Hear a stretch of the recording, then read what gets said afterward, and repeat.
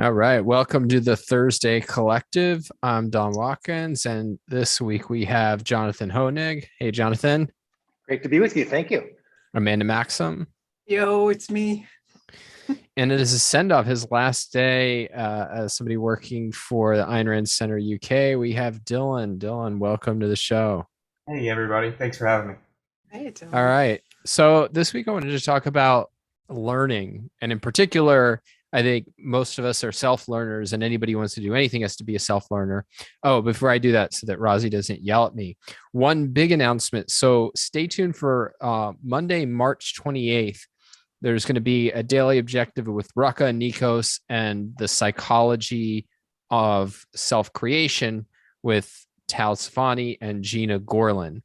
There's going to be a link in the live chat, so be sure to attend that. It sounds like it's going to be a really solid event and with a lot of really interesting people. So that said, none of those people are with us right now, so forget about them and focus on us. And what I wanted to talk to you guys about is, as I said, learning.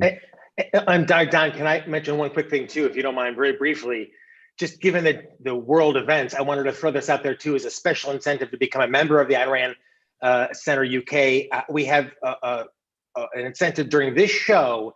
If you become a member at the 25-pound level during this show, we're going to send you a stack full of rubles, actual Russian rubles from the 1980s, to remind you about the importance of ideas, long-term, short-term, to a culture and certainly a country. So just as a little incentive, I want to throw that out there. If you become a member at the 25-pound level, in addition to all the benefits, you will be getting a stack full of rubles sent gratis to your US address. I saw a meme on Twitter where there's a photo of like a suitcase with, bundled up foreign cash.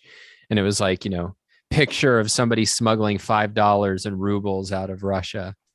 Not that far from the truth. Yeah, I don't know about you, but I could use some rubles. Send them my way.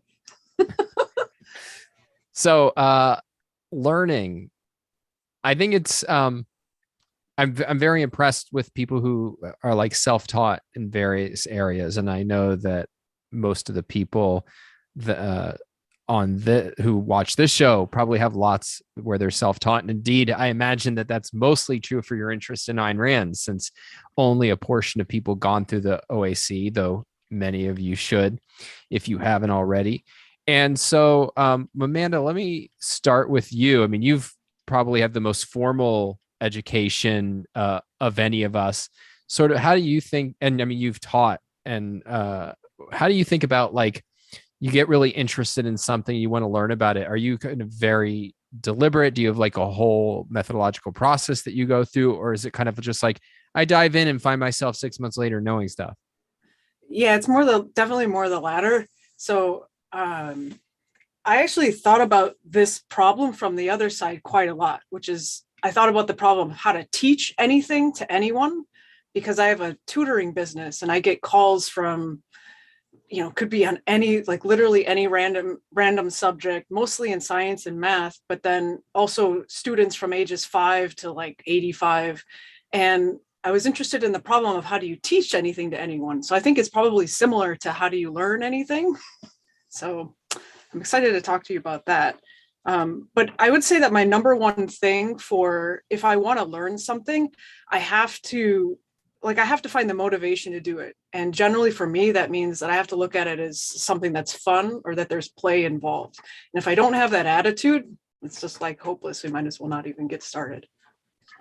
Yeah, no, I think, in fact, I was going to make a similar point after you were talking about like teaching, because I think a lot of teachers will often focus on like, well, how do I structure the information and the assignments? But like, they don't worry too much about motivation, because usually when you have students who are coerced into your class in order to, graduate, like the motivation is on their shoulders. Like, kids, you better get yourself motivated to go through this drudgery. But I certainly know, I mean, I did this a lot, and I know a lot of people who do it. Is they'll come up with these kind of like big, bold learning projects for themselves. Like, oh, I'm going to like learn history, and I have, an Excel spreadsheet with the 40 books that I'm going to read over the course of this year and typically in 6 weeks, that sort of thing falls apart. And I'm much more of kind of I have some sort of guidelines, but I'm much more eclectic. Like in 2008, I realized that, oh man, if I'm going to be writing, like applying philosophy to world events, particularly having to do with like business and economics and production, I should probably know economics a lot better than I do. And my method was basically read a whole bunch of stuff and then find one sort of masterwork that like gives you a framework for thinking about it, and then study that closely along with kind of more of a hodgepodge of, oh, I listened to this podcast that sounded interesting, or I read this book on some sub issue I found interesting.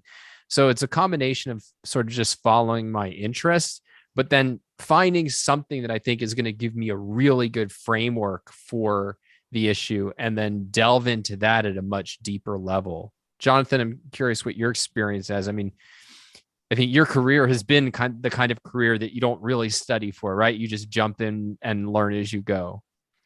Well, Jesse Livermore has a wonderful quote about trading investing, that the market is the teacher and it doesn't spare the rod while learning, like while teaching.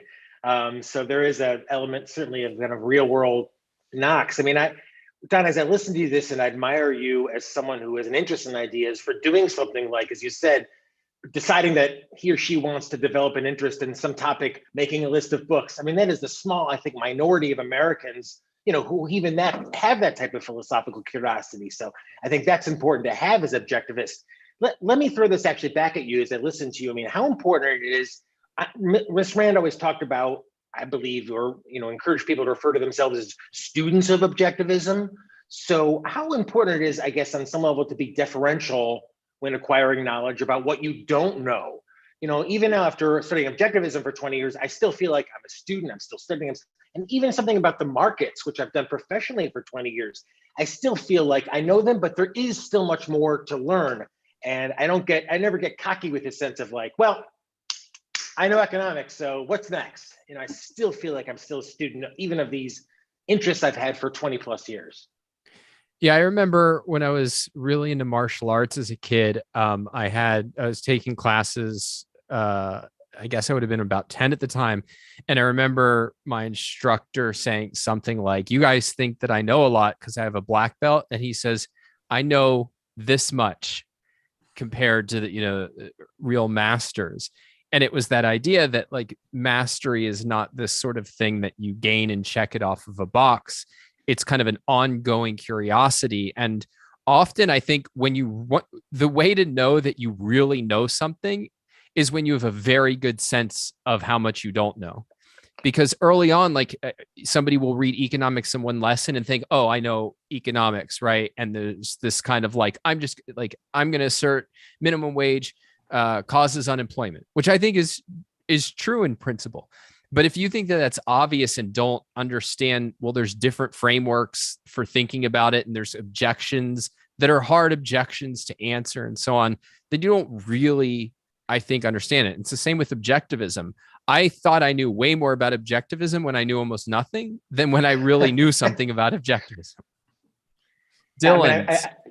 Please go ahead. Yeah, come back. Dylan, I'd love to get your take on this. Sort of, are there any areas where you've kind of delved in blindly and sort of worked your way up to what you think is like, all right, I kind of get this sphere of life?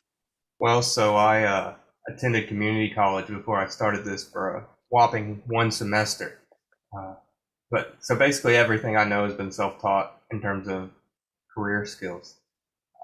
From the time, I was raised by the internet. So by the time I was, 8 years old, if I wanted to learn something, I was on the internet and figuring out how to do it.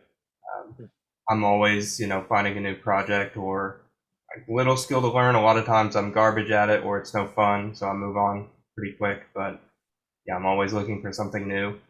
And very rarely do I go through formal means to reach that. Yeah, I don't have any objection to formal means. And there's areas where I actually think like that would be really useful. Particularly like I'd like to up my knowledge of mathematics. And I feel like kind of a structured environment where you have to work through things and you're getting feedback from the teacher. Because I think the hardest thing to recreate in many spheres of learning is feedback. Like in the markets, you get the ultimate feedback. Or if you're a stand-up comedian, your practice is being on stage and you've got feedback. If you're studying philosophy or economics, math is kind of a middle ground. Sometimes you'll get feedback of realizing, oh, I can't solve this, or I really screwed up somewhere.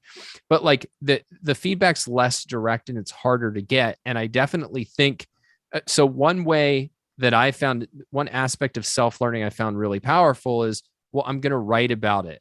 I'm going to put it on the internet, and then people are going to tear it to shreds. So I get a kind of feedback mechanism in a way that if I'm just kind of reading it constantly on my own, I can be very self-deluded about what I know and what I don't know. And I mean, another kind of source here can be mentors, where, you know, you're actually having to demonstrate knowledge and having somebody who knows more be able to say, like, ask penetrating questions and unlock certain difficult issues that you think you know, but you might not very clearly. So what are the pitfalls that you've encountered, Amanda, like when you're trying to learn something that and any tools you found for overcoming them? Yeah, so a couple of things that you were saying resonate with me. So, okay, so you want to learn something and you read about it, and then you take the next step already, which is trying to put it together or trying to summarize what you've learned, because you have to do that in order to write something and put it out on, say, put an article out and then get feedback. And so I would put that as an intermediate step, that you read, you digest, but can you then put it together into a new form? Like, that's definitely a part of learning. I was thinking also about what you're saying about knowing what you don't know. I use that actually as a tool for teaching. And it took me like a long time to do that, because it requires a great deal of confidence to say, like, I don't know something and be okay with that. But I totally use that all the time. So if I'm teaching something, I think out loud, like solving a math problem, helping somebody, and I'll go down, like, I don't know necessarily the answer. That's what makes it exciting for me to teach, by the way, is that I don't know how it's going to turn out. And I'll talk out loud, and I'll say, okay, well, I'm going to try this for this reason. I think this might work. And I'll work it through, and I'll say, oh no, that didn't work for this reason. And I kind of talk as if, you know, making my thoughts explicit. So I think students find that helpful. And it's also something that makes material approachable, where it's, the teacher doesn't necessarily, she's not like goddess of mathematics. I am, but like, not really. So, so she might not know the answer, and she's talking to me, like making her thoughts explicit. So anyway. Yeah, I did a video when I first started doing a lot of YouTube videos. I did a series of Q&As on objectivism for people. And at a certain point, I did a video of like questions I can't answer. And it was deliberately this idea of, well, if I'm coming out here and answering all these questions, there's kind of a pretense or an implication that like I have all of the answers. And I wanted to like undercut that and say, no, I know a lot, but I'm just sharing with you is what I know, or at least, you know, what I think I know. And then there's a whole bunch of stuff that I don't know. And so part of it I was just doing because I didn't want any sense of like having to live up to some image of I must be able to answer all the questions, but also I wanted to model for people that like it's totally okay if you're learning a new body of knowledge, or even if you've mastered a body of knowledge, to say there's still a lot more that I have to figure out, or this issue's tricky and I haven't sorted it through.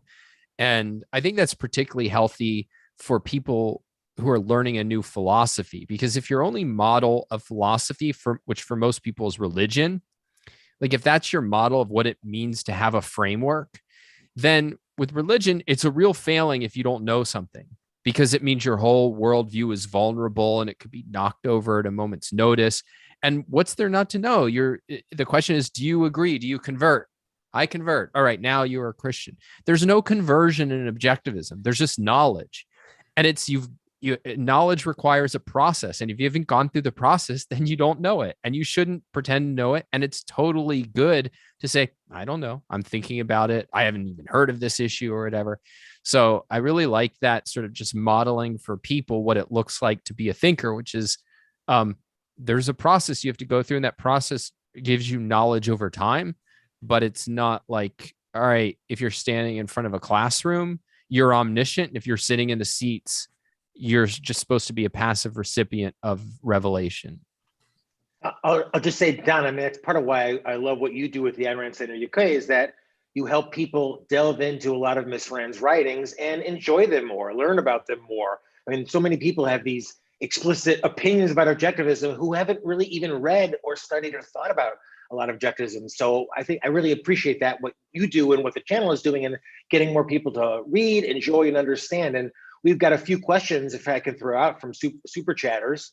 Please. Marilyn, thank you, Marilyn, for your ongoing support. She thinks we're cool. We think you're cool. Allison asks, don't you need more discipline than motivation when wanting to learn something? Burnout and struggling can go hand in hand. What do you all think? I would say that I 100% lack discipline, but I also have a PhD in astrophysics, so I'm not sure how those two things comport. Certainly if you're not organized and you're not, hitting things in a systematic way, yeah, you probably can't expect to get too far because you don't have a plan. On the other hand, yeah, I like to treat learning as fun. And so sometimes not having a plan is the exact thing that gets me into something and gets me to really look at it in a serious way. So I don't know. Dylan, do you? I think it's an interesting question. Dylan, do you have thoughts on it? Yeah. This idea of discipline versus motivation. So I have a concrete example that springs to mind immediately. I studied a new language for months and months, and I was making a ton of progress until I hit a giant roadblock, which was a new system of counting with different ways to say a number depending on what the number was referring to. And it was so foreign to me that I couldn't get over this roadblock. And I was disciplined, but I lost motivation because it was so hard to me that I never went back. And, I spent 3-4 months studying, and every day, routine, an hour plus a day. And I hit this roadblock, and it hit me so hard that it's been probably 6 months since then, and I've still not jumped back on that horse. I lived in Japan for a couple of years as a kid, and Japan has, as I understand it, the similar thing where the numbers that you learn to count with ichi, ni, san, shi, that's not always going to be how you would say it in reference to an object or something like that you want some kind of number of. And so my dad had a friend who the popular beer that the Navy men drank there was Ken. That was the Japanese beer that they really like. So the guy went up to the restaurant owner and said, "I'd like Chi Ken." And the guy looked at him very confused, and he kept saying it over and over, Chi Ken. He goes, ah. Comes out 5 minutes later with a plate of chicken, and it was a very disappointing moment, but a good lesson about the contextual nature of language. Yeah, I mean, I think of discipline as most of what people call discipline is the illusion of structure. So I think, structure is something where you kind of set up your life in such a way as there's very little friction to do what you want to do long-term, but might not want to do in the moment. And I think of discipline proper as sort of in case of emergency, break glass, pull discipline lever. It's when I have to get this done. I really don't want to do it. None of my systems and, nothing's working. I just have to grit my teeth and bear it. And basically my view is that is something you want to minimize in life. And what you want to maximize is motivation. And so I think in general, motivation trumps discipline. But if you think of discipline simply as having a structure to your work or to your learning or something in a way that carries you through so that you're not reliant on how do I feel in the moment. Okay. But I think that what you want is motivation is what's going to lead you to build that kind of practice. And what you want to do is formulate a practice that is motivation driven. So it should be rewarding, right? Either kind of inherently, or at least you want to have rewards built into it. All right, every time I spend an hour in Duolingo, then I get to eat brownies or have chicken. So, any other comments? It's been a bunch. Well, the shadow blade, I think, Don, and referring to what you were talking about, he identified it as the Dunning-Kruger effect. Yeah, I've heard of that. It's so I mean, it's a cognitive bias, and I think it's the idea of like basically stupid people, not stupid people, but people who are like don't know much about an area think they know way more than they do, and smart people have a very keen awareness of what they don't know. No one knows more about the Dunning-Kruger effect than me. From which side? What was I going to say about that? I'm so sorry. Well, no, but so I think this is a really interesting. There's kind of it's not exactly the same thing, but one of the really fascinating things I noticed with learning in general, but I noticed this with objectivism, was the way in which objectivism, when I first started learning it, it all seemed very simple and obvious. And then as I like kind of grew and pushed myself and met like real thinkers, suddenly thing became really tricky, really confusing. I felt like I didn't know anything. If I tried to like, make an argument, it was so all over the place because I was so all over the place that it didn't land very well. And then what I realized is that once you achieve mastery, it's really the ability to make it simple, for it to be simple again. But now it's like an informed simplicity. It's a simplicity with complexity behind it. And that's what Ayn Rand had. That's what Leonard Peikoff has.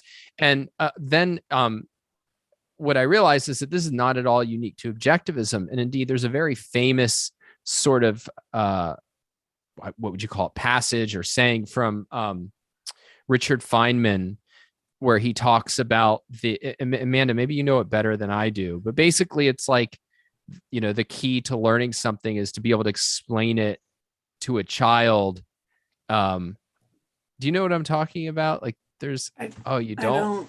Sorry. Feynman. Yeah, if only there was something at the tips of our fingers where we could look it up.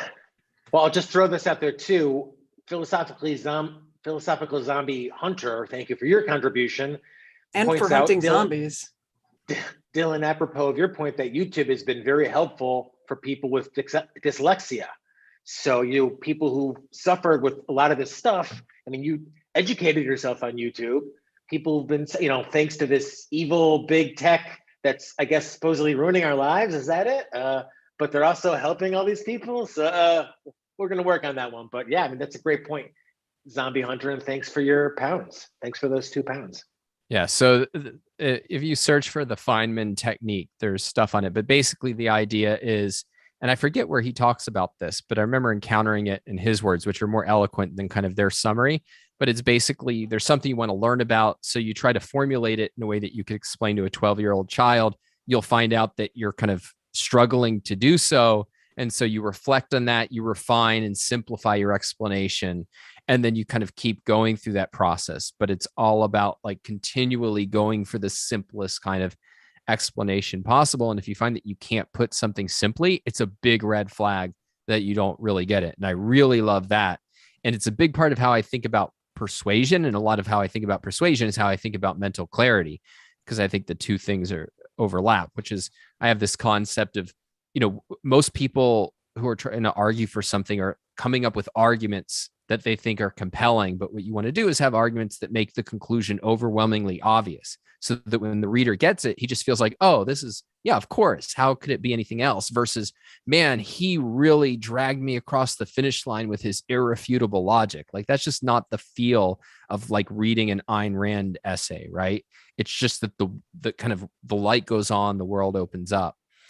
All right. So I see Roland, thank you for the super chat. It says winner, winner, she can dinner. That's great.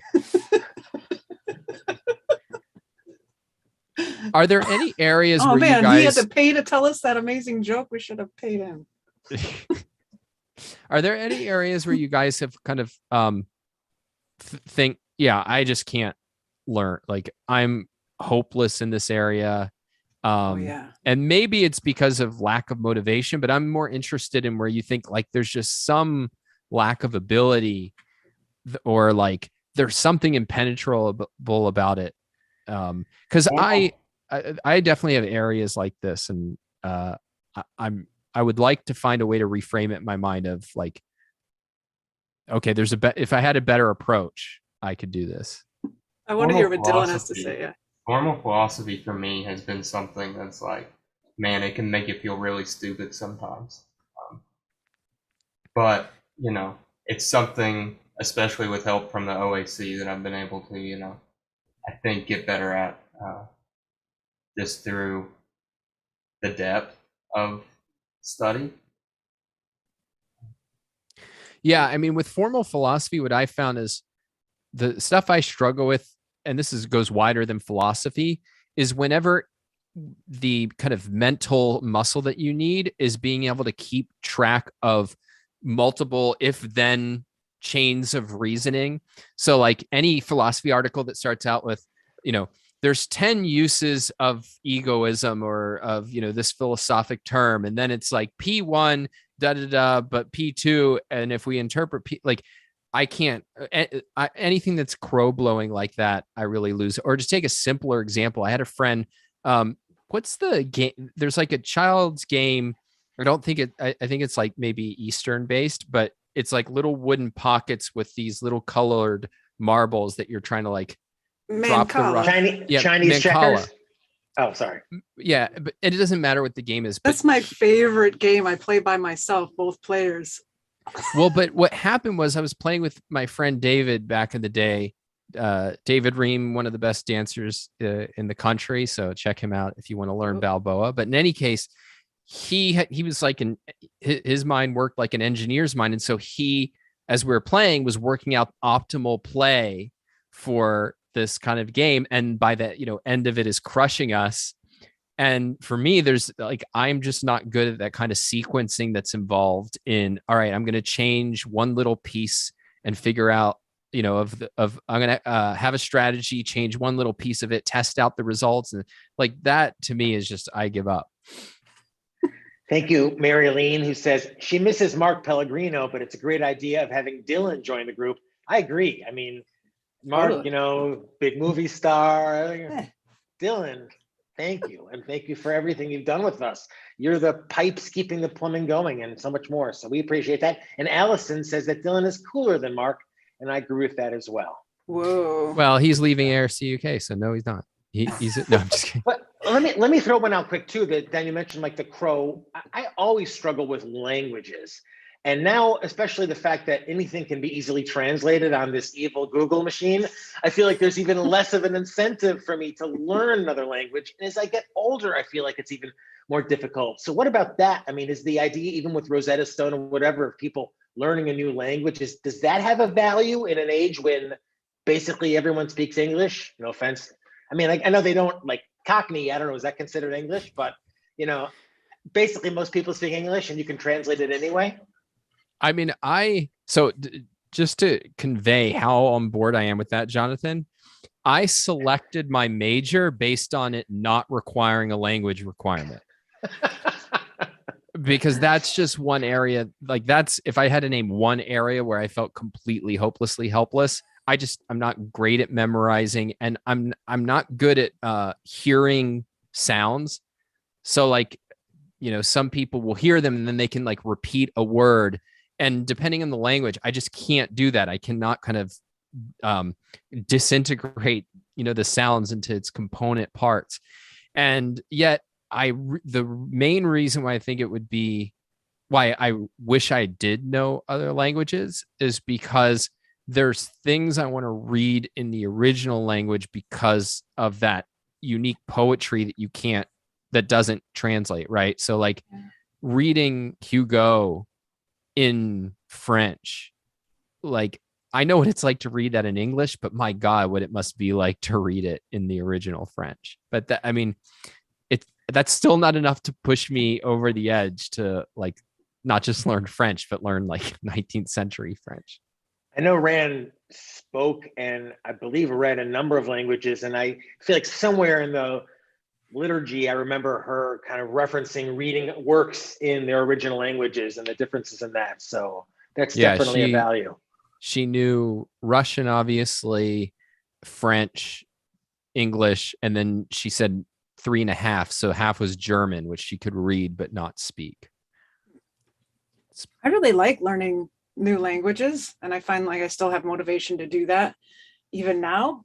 And the thing that I find fun about it is that, like, it's really cool to be able to speak another language and just to communicate that. And like, there's something, I like words a lot. So being able to see like, what is the word for that in another language, and gives me a real sense of like actual mastery. It's one of the things that I like most about learning is that, like, when I'm learning to do something, that's way more motivating. So like, I'll have to I'm learning a new software, but not because just to learn it. It's no, because I want to do something with it. And same thing with the language, which is, which makes it really, I don't know, motivating to do. So, and I think you can, I don't know, I'm still learning. No, languages. I think that's a huge point. I found it's way easier to learn something if I have a purpose for it. In part, what it does is, in part, that's motivational, but a large part of it is the selectivity of, all right, what's actually important here? So Dylan mentioned kind of the ability to learn on the web. And a lot of what happens is you have a purpose, right? So it's like, oh, I want to learn how to use, this film editing software, and or I want to fix my car. Yeah. So, but like, there's a big difference between saying like, I want to learn this software, or I want to learn how cars work, and it's, I have this problem, or I'm trying to achieve this particular goal, and I need to figure out how to do it, right? Because I could spend 6 months learning how Wondershare, some of their film editing software works, and still not be able to do what I want. Whereas if it's, hey, I want to use green screen, I go on YouTube and say, how do I use green screen in Wondershare? Boom, I've got the answer to my question. And I think like you learn way more rapidly when you have an actual purpose, rather than it's just like a general, it would be nice to know X. Yeah.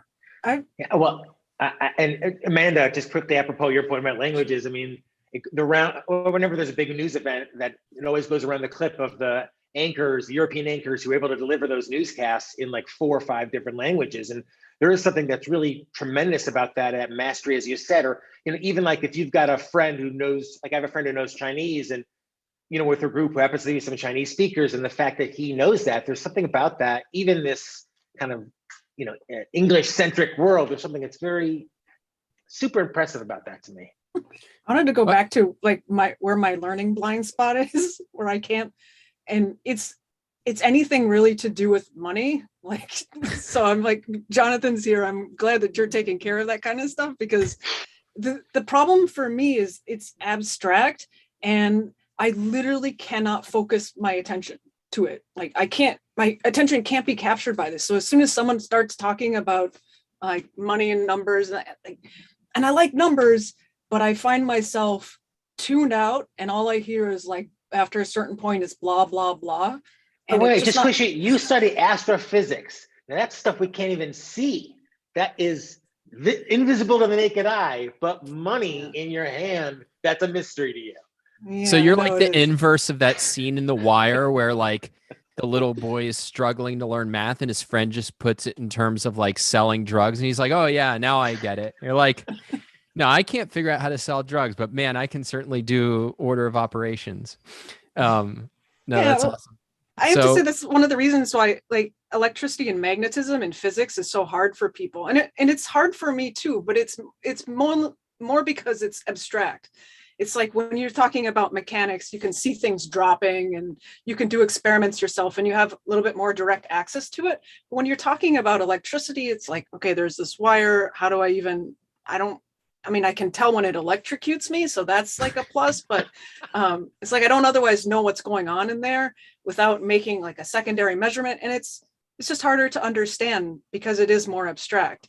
And I always thought the reason I didn't like electricity and magnetism is because I don't get it enough. Like if I had a better understanding of how it works, then I would be more interested in learning. Yeah, I think that's a profoundly important point. So much of our conception of like what we like and don't like is what we understand and don't understand. Because like I actually like math when I understand it.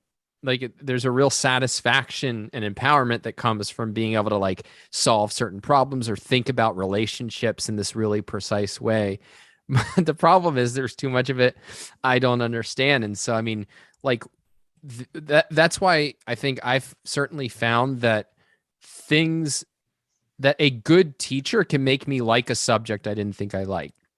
And in part, this is because a good teacher can actually help you understand something that otherwise can remain baffling or confusing.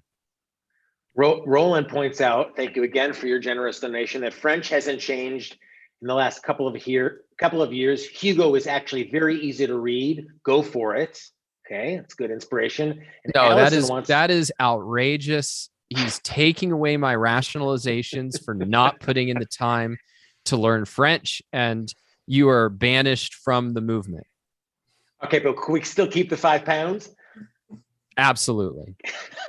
And Allison, thank you again, for your contribution, very generous, wants to know from our panel, maybe Dylan, we'll start with you. What language are you learning on Duolingo? Well, to start, I'm going to take a shot at Duolingo. I think it's horrible. I think it's the least efficient way to learn a language. Rosetta Stone, on the other hand, is a bigger financial investment. Like, I think it's $100 to $200 up front, but it is infinitely better. I learned more in the first day of Rosetta Stone than I did in 2 months of trying to use Duolingo. So there's my paid advertisement for Rosetta Stone. Let's get them as a sponsor. But yeah, so a little background about me is I write for the Sports Illustrated Media Group covering Japanese pro wrestling. So I thought my edge would be I would learn the language, right? So I'd be able to translate promos and this and that, and then I hit a giant roadblock and never got past it. But, yeah. So hey, look, I lived in Japan for 2 years. I learned one phrase. That phrase translates to "I can't speak Japanese," which is the dumbest phrase to learn because it's the one thing you can communicate perfectly well in English.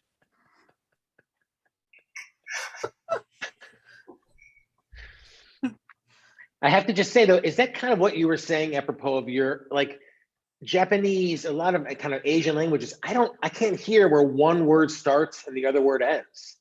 That even in Germanic languages, I can kind of hear, and I find them fascinating and beautiful, Japanese. But Dylan, to your point, I mean, it would be just a complete, unbelievable challenge to start with that. I mean, my hat's off to you for even attempting it.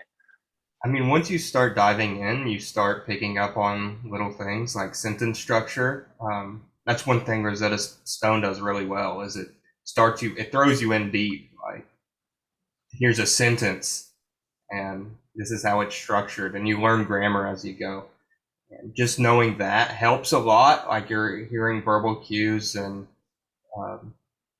the way sentences are broke apart, and that makes it a lot easier, I think. But it's not easy, at least for me. Maybe I'm just not cut out for it, but.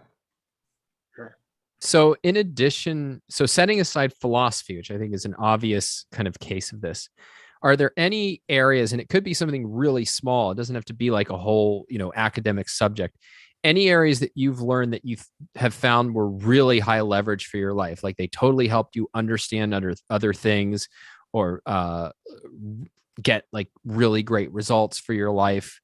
Dylan, I'll start with you. You're throwing me in here. Let me think on it for a second and come back to me. Because nothing springs to mind immediately. I can answer then while he's thinking. I'd say there's two things that have been huge. One is the principles of troubleshooting or problem solving, that they're applicable to everything, not just I've learned them because of physics, but you need them for just about everything in life, and you can apply it to everything. So understanding how to recognize problems, where to start, what happens, what are the steps or procedures when something goes wrong, that's been really, really helpful. And then the other that's been hugely valuable is learning tools for communication. And number one course I recommend is Chris Voss, FBI Negotiator. Good stuff. Because that took my everything in my life to a higher level, knowing how to better communicate and to get, to access information from other people. Well, I mean, you stole my thunder then. So you're also banished, Amanda, because I definitely think that communication and writing in particular, like it, because it's in the end really about thinking and also about thinking about other people's thinking. So it's how do I connect to a reader's context? I think it just builds such a foundational set of skills that can be yielded or wielded in kind of every area of life that I think that's a major. I love the troubleshooting answer though. Like I didn't even know that that was a thing. I mean, I know people fix problems, but about it. My brother wrote a book called The Art of Troubleshooting. You can check it out. It's theartoftroubleshooting.com, and you can download the whole thing for free. And it goes through like principles of troubleshooting. It's super valuable. And like I said, it's Maxim, like towards Jason Maxim, for machines, but it can be applied to anything. To like, you can troubleshoot a relationship. It's anytime you had something that was once working and you want it to work again. Let me quickly give again a thanks to all these really great, generous super chatters today. You're keeping this programming coming, keeping James Valiant, Don Watkins, Amanda, all these great thinkers out there explaining, applying objectivism. Tom Kazoy, thank you for the Canadian dollar, says that Feynman says you can only understand something if you can explain it simply. Tanya, that was your point and the group's point many times. Thank you, Tom. Cobb, thank you for your contribution. Cobb asks, how can you learn entrepreneurship? Many successful businessmen seem to start businesses with no learning and experience at all. What do you guys think? Well, I definitely think it's an area where if your view is, let me read a bunch of books or God forbid, get like a business degree, that's not going to teach you almost anything. Like business books, I think are mostly helpful in the way that like YouTube is helpful. I'm already in the trenches and I'm trying to solve a particular problem and I want to cash in on people's knowledge. But the idea, and I say this as somebody who, before I did anything business oriented, read a bunch of business books and got a business degree. Like, I don't think it can be learned that way. I think it's primarily learning from doing. On the other hand, and maybe not on the other hand, but like, if you think about somebody like Steve Jobs or Bill Gates or Mark Zuckerberg, they seem to just kind of like be natural entrepreneurs and have like a real business sense early on. First of all, I think you certainly can benefit from studying other entrepreneurs. And I think they have they had a real awareness of kind of what people were doing in business. So I don't think that it's like they're starting from nothing. And certainly they deal with people and they deal with products. And like we grow up doing those things. I think what tends to happen is that they think about them in a much deeper way than most of us do, and therefore are much more successful early on. But I think in the end, it's a sphere where learning by doing is kind of, I can't think of another way to actually learn entrepreneurship. I'll throw this one out too quickly. I mean, I don't know if it's appropriate to mention Rand's radio talk about the money-making personality here, just to throw that out, not as a direct application, but as something interesting from her corpus, I think, where she talks about that type of personality, who is the money-making personality, something that's free online from the Ayn Rand Institute. Yeah. So, I mean, I think that's a great recommendation. And the only thing I would say is, like, don't read business books, but do study business biographies. I think that that's probably your best bet there. Oh, we have one from Allison that's directed at me. Thank you, Allison. Don, can you say something about my book, Self-Made Manifesto, that may apply to this? And she notes that she's reading the draft copy and asks about the Zoom call meeting. I have to figure that out at some point. So I'm behind in all the people who've given me wonderful comments as reviewers. Well, what I will say is that part of what I want to have I don't have a lot about, I actually intended to write a whole section on learning, but it just became kind of unwieldy and I ended up cutting it. But what I will say is I'm trying to write it in a way that makes it really easy to take in and i.e. learn. But I don't think there's that much about actual what goes into learning. I think that deserves, it's an interesting topic though. I think it'd be really like if you had a practical guide to epistemology from an objectivist perspective, I don't think it would be purely focused on sort of like how to gain knowledge in the most abstract sense, right? Like the most abstract sense is kind of what Leonard covers in OPAR and more fleshed out in Harry Binswanger's How We Know. But if you were really going to write like an objectivist take, I think part of it doing it through the lens of actual learning and like what are the practical things you need to do given that this is how knowledge works and operates. Like that would be a really cool book to read. I have not yet written that book. Thank you, Marilyn. She wants more Dylan on TDO, and I agree. I'll throw this out really briefly. Don, you mentioned the biggest thing or biggest influences in terms of educational.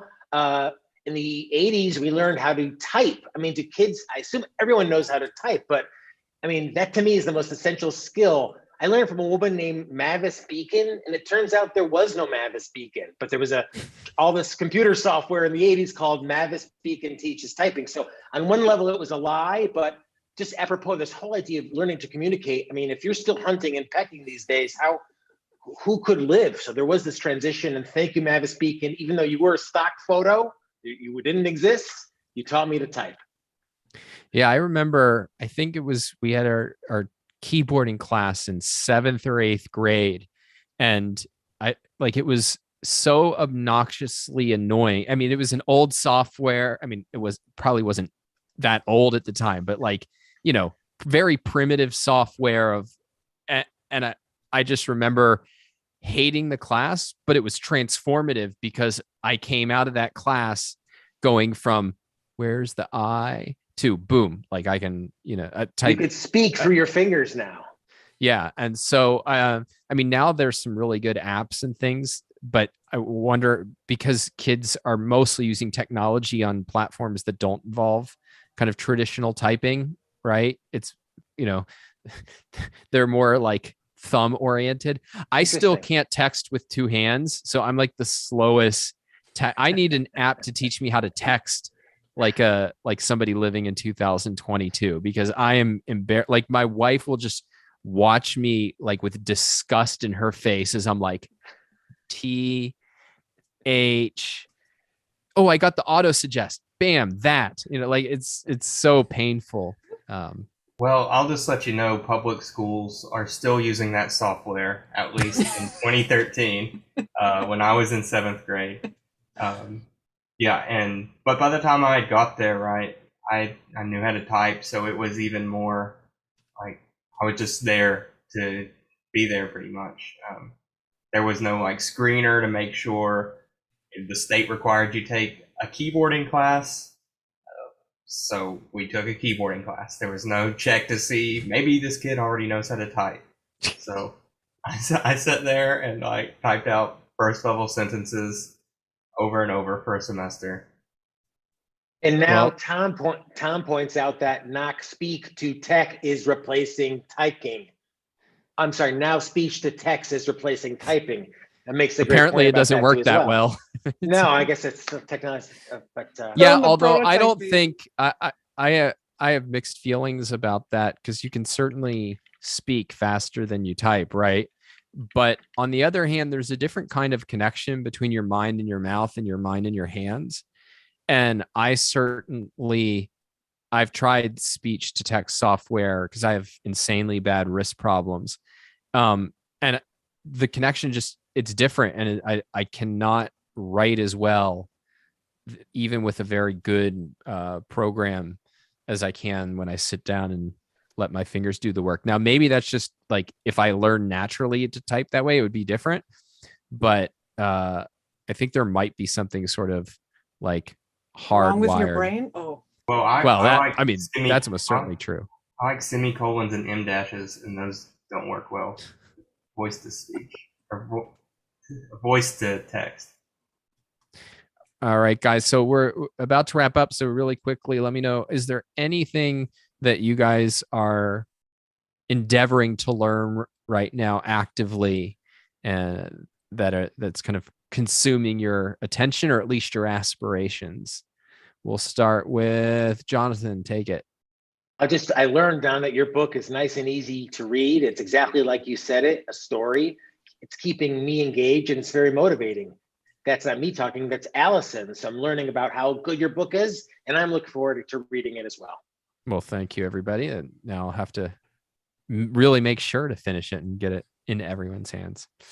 I will leave you with two last thoughts. One is that I want to give a little advice, because I often have to learn things really fast. Like it'll be, you're teaching statistics tomorrow, so you better learn it. And my number one go-to thing is study the solutions, because these are problems that people have already worked out. And if I get a solutions manual in my hand, I'm super dangerous. So study the solutions. Big piece of advice from me. And then you asked what I was learning. I've learned a lot of science and math, and that's really great. It's been super helpful. But I'm really interested now in learning about people, and specifically, I don't know, emotions, and how does that whole realm, the inner realm, work? So that's where I'm at, the inner universe. Well, that's so funny, because I'm doing the opposite. I've spent a lifetime in the humanities, and right now my interest is in learning physics. I knew kind of the basics of Newtonian mechanics, but I'm really interested in relativity and quantum mechanics. And so it's given me this whole platform of things I don't understand that I'm really eager to learn. So we'll see how long the motivation endures once the difficulties pile up. Dylan, you have the last word.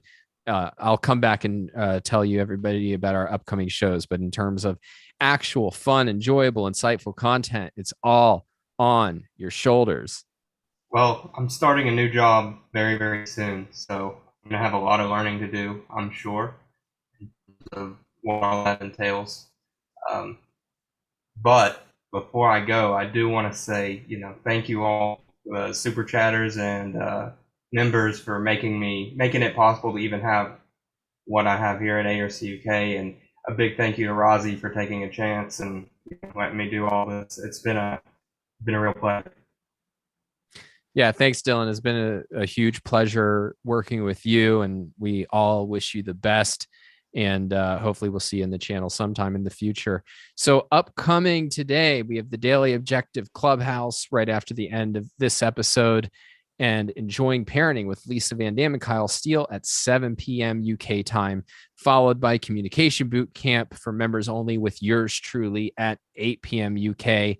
And rounding out the day, we have Life on Earth with Robert and Amy Naser at 10 p.m. UK. Thanks to our Thursday collective. We will be back again next week with another ambitious topic and lots of interesting asides, jokes, humor, and the occasional bit of insight. Talk to you all then.